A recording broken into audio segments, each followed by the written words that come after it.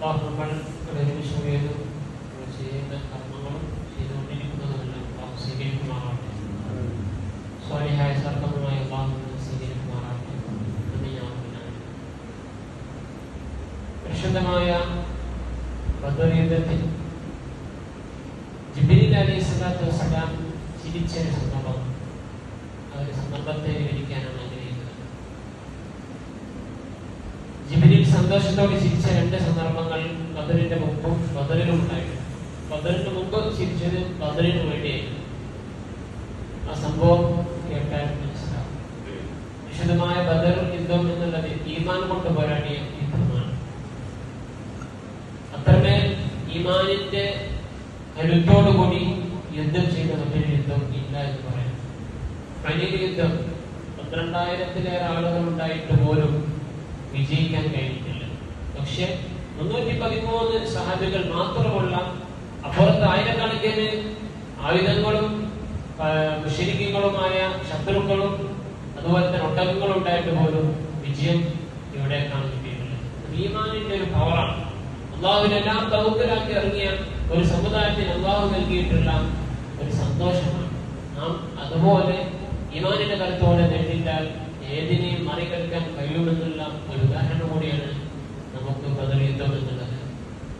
ഒരിക്കൽ ബഹുമാനപ്പെട്ട അബ്ദുല്ലാഹി ഇബ്നു മസ്ഊദ് റളിയല്ലാഹു അൻഹു വലിയ മഹാനാണ്, സഹാബിയാണ്, ചെറുപ്പക്കാരനാണ്, ഒരു കുള്ളനായിട്ടുള്ള അത്ര വലുപ്പമില്ലാത്ത ഒരു സഹാബിയാണ് ബഹുമാനപ്പെട്ട അബ്ദുല്ലാഹി ഇബ്നു മസ്ഊദ് റളിയല്ലാഹു അൻഹു.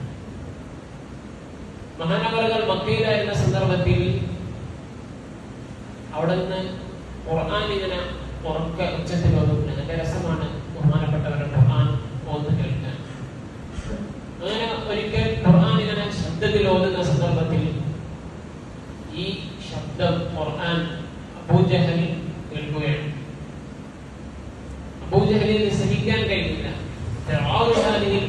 ഈ ഉമ്മത്തിനെ ഫിർഔൻ എന്ന് വിശേഷിച്ച ആളാണ് അബൂജഹൽ എന്നത്. അത്രക്കും വിനാശകരമാണ്, പ്രയാസങ്ങളാണ് നബിക്കും സമുദായത്തിൽ ചെയ്തു വെച്ചിട്ടുണ്ട്. ഫിറോൻ എന്ന് കേട്ടപ്പോൾ അദ്ദേഹത്തിന് ദേഷ്യം പിടിച്ചുകൊണ്ട് ഓടി വന്നുകൊണ്ട് ബഹുമാനപ്പെട്ട അബ്ദുല്ലാഹി ഇബ്നു മസ്ഊദ് റളിയല്ലാഹു അൻഹുവിന്റെ തലക്കൊന്ന് അടിച്ചു, നല്ലോണം കൊണ്ടു.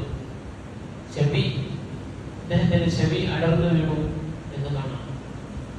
അദ്ദേഹം വേദന സഹിക്കാൻ കഴിയാതെ പൊട്ടിക്കരഞ്ഞു ഇലാ ഹദ്റത്തി ഹബീബില്ലാഹ് സല്ലല്ലാഹു അലൈഹി വസല്ലം തങ്ങളുടെ സന്നിധിയിലേക്ക് പോവുകയാണ്. അദ്ദേഹം കരഞ്ഞുകൊണ്ട് നബിയുടെ അടുത്തേക്ക് എത്തിയപ്പോൾ നബിക്ക് വല്ലാതെ പ്രയാസം. ബഹുമാനപ്പെട്ട അബ്ദുല്ലാഹി ഇബ്നു മസ്ഊദ് ആണല്ലോ വരുന്നത് റളിയല്ലാഹു അൻഹു. എന്തിനായിരിക്കും അദ്ദേഹത്തിന്റെ ചെവി മുറിഞ്ഞിട്ടുണ്ടല്ലോ, കരഞ്ഞിട്ടാണല്ലോ വരുന്നത്, എന്ത് പറ്റി എന്ന് ആലോചിച്ച് നിൽക്കുന്ന സന്ദർഭത്തിൽ ബഹുമാനപ്പെട്ട ഹബീബായ തങ്ങളുടെ അടുത്ത് സല്ലല്ലാഹു അലൈഹി വസല്ലം ബഹുമാനപ്പെട്ട ജിബ്രീൽ ഉണ്ട് അലൈഹിസ്സലാത്തു വസ്സലാം. ജിബ്രീൽ അത് കണ്ട് ചിരിക്കുന്നുണ്ട്. നബി സല്ലല്ലാഹു അലൈഹി വസല്ലം തങ്ങൾക്ക് ഒന്നും മനസ്സിലായില്ല. ഇവിടെ ചിരിക്കുന്നു, ഒരാൾ അവിടെ നിന്ന് കരയുന്നു. ബഹുമാനപ്പെട്ട ഹബീബായ സല്ലല്ലാഹു അലൈഹി വസല്ലം തങ്ങൾ കാര്യങ്ങൾ അന്വേഷിച്ചു. എന്താണ്, നിങ്ങൾക്ക് എന്ത് പറ്റി? പൂജയിൽ അടിച്ചതാണ്, ഖുർആൻ ഓതിയ സന്ദർഭത്തിൽ എന്നെ അടിച്ചു, ചെവി മുറിഞ്ഞു പോകുന്നു. ജിബ്രീൽ ചിരിക്കുന്നുണ്ട്. ജിബ്രീലിനോട് ചോദിച്ചു എന്താണ് എന്ന് പറഞ്ഞു. ഒന്നും സംസാരിച്ചിട്ടില്ല. അങ്ങനെ ഹബീബായ സല്ലല്ലാഹു അലൈഹി വസല്ലം തങ്ങൾ അദ്ദേഹത്തെ സമാധാനിപ്പിച്ചു പറഞ്ഞയച്ചു. പിന്നെയാണ് ബദർ കർമ്മങ്ങൾ വരുന്നത്. ബദർ യുദ്ധത്തിൽ ശക്തമായ പോരാട്ടം നടക്കുന്നു. ബഹുമാനപ്പെട്ട സൽമാൻ റളിയല്ലാഹു അൻഹു അദ്ദേഹത്തിന്റെ അടുത്തേക്ക് ചെറിയ കുട്ടികൾ ഓടി വരികയാണ്. രണ്ട് കുട്ടികൾ ഓടി വന്നുകൊണ്ട് മുആദ് ഇബ്നു ജബൽ, മുആദ് ഇബ്നു അംർ ഇബ്നു ജബൽ എന്ന രണ്ട് കുട്ടികളാണ്, ചെറിയ കുട്ടികളാണ്. ഓടി വന്നുകൊണ്ട് മനിൽ അബൂജാഹിൽ, എവിടെയാണ് അബൂജാഹിൽ എന്ന് കാണിച്ചു തരുമോ?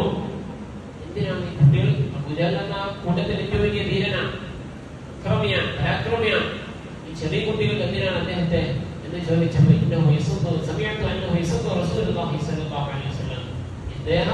അബൂജഹൽ ഹബീബായ സല്ലല്ലാഹു അലൈഹി വസല്ലം തങ്ങളെ ചീത്ത പറയുന്നത് ഞങ്ങൾ കേട്ടിട്ടുണ്ട്, അതുകൊണ്ട് ഞങ്ങൾ വകവരുത്താൻ പോവുകയാണ് ബദർ യുദ്ധത്തിൽ. ഈ രണ്ട് കുട്ടികൾക്കും അദ്ദേഹത്തെ കാണിച്ചു കൊടുത്തു. അദ്ദേഹത്തിന് വല്ലാത്ത അത്ഭുതമായി. ചെറിയ കുട്ടികൾ, രണ്ടാളുകൾ, ഇവർ കയ്യിലേന്തി വാളുമായിട്ട് രണ്ട് കുട്ടികൾ ഓടിപ്പോയിക്കൊണ്ട് അദ്ദേഹത്തെ തലവും നിലവും അബൂജഹലിനെ വെട്ടി അദ്ദേഹം വീഴുകയാണ്. ആ സന്തോഷത്തിൽ ഓടി വന്നുകൊണ്ട് രണ്ടോടി നബി സല്ലല്ലാഹു അലൈഹി വസല്ലം തങ്ങളുടെ അടുത്തേക്ക് വന്നുകൊണ്ട് ഞാനാണ് കൊന്നത്, എന്റെ വാളിൽ നോക്കൂ രക്തം കാണാൻ രണ്ടാളും സന്തോഷത്തോടെ അവിടെ സന്തോഷം പ്രകടിപ്പിക്കുന്നുണ്ട്. അത് കഴിഞ്ഞതിന് ശേഷം ബഹുമാനപ്പെട്ട അബ്ദുല്ലാഹി ഇബ്നു മസ്ഊദ് റളിയല്ലാഹു അൻഹു ഈ അബൂജഹൽ ജാൻ കിടക്കുന്ന സന്ദർഭത്തിൽ അദ്ദേഹത്തിന്റെ ബോഡിയുടെ മേലെ കയറി വന്നു. കാരണം അത്രയും ദേഷ്യമുണ്ട്. അദ്ദേഹത്തിന്റെ ചെവിയടിച്ച് പൊട്ടിച്ചാളാണ് ഈ അബൂജഹൽ. അദ്ദേഹമാണ് കിടക്കുന്നത്, ചാവാൻ കിടക്കുകയാണ്. ആ സന്ദർഭത്തിൽ ബഹുമാനപ്പെട്ടവരുടെ അദ്ദേഹത്തിന്റെ മുകളിൽ എഴുന്നേറ്റ് നിന്നുകൊണ്ട് കയറി നിന്നുകൊണ്ട് ചോദിച്ചു, നിങ്ങൾക്ക് എന്ത് തോന്നുന്നു, എന്നോട് ഉറപ്പാണ് എന്ന് പോലും ആ സമയത്ത് പോലും അഹങ്കാരത്തിന്റെ സ്വരമാണ് അബൂജഹൽ ഉണ്ടായിട്ടുള്ളത്. എന്നോട് ഉറപ്പാണ് എന്ന് ബഹുമാനപ്പെട്ട അബ്ദുല്ലാഹി ഇബ്നു മസ്ഊദ് റളിയല്ലാഹു പറഞ്ഞു.